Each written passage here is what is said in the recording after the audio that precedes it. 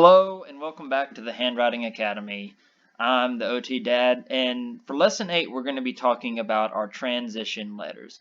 And the transition letters are a tricky group because they're very common when students are writing, but they don't have any particular cool premise in their structure, like capital partners, magic C, corner starter, frog jump, all of those categories, those bigger categories that we talked about.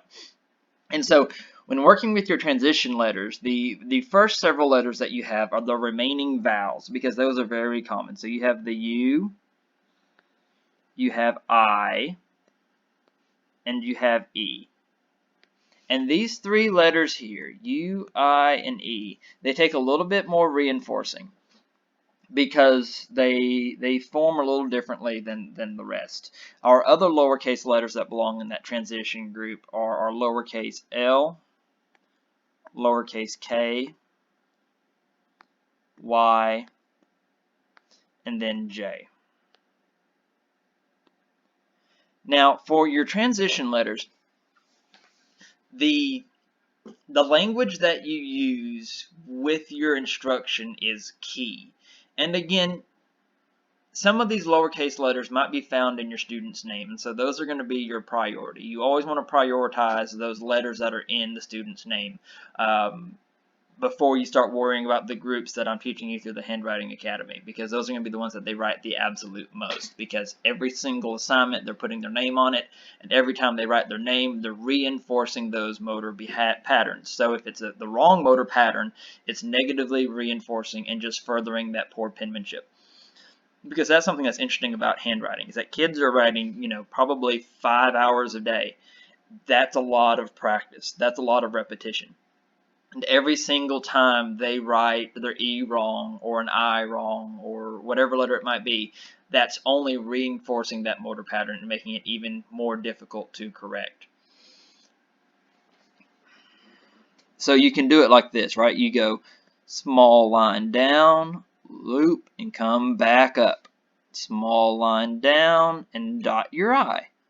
Small line across, and then I like to call it the magic C. Remember that magic C shape we talked about last class? So small line across and then the magic C, because you can kind of add in a magic C there and they can know that shape. Because how many of you have seen a kid, erase that real quick, have seen a kid whose E's look like this? It starts up here and it kind of loops around.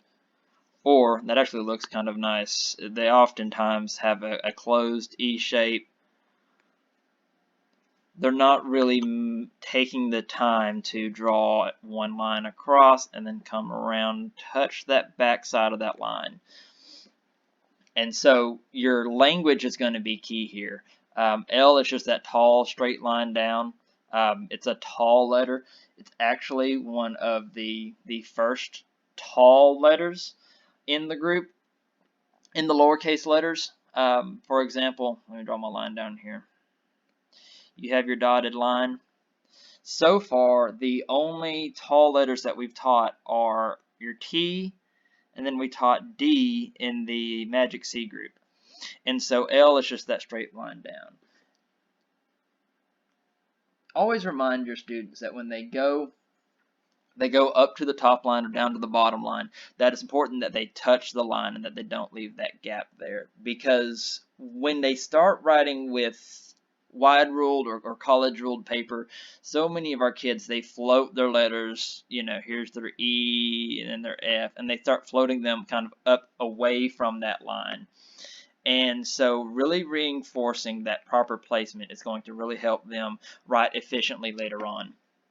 So from the L, just to jump back in here, you start with that big tall line down, and then you do the little lowercase k.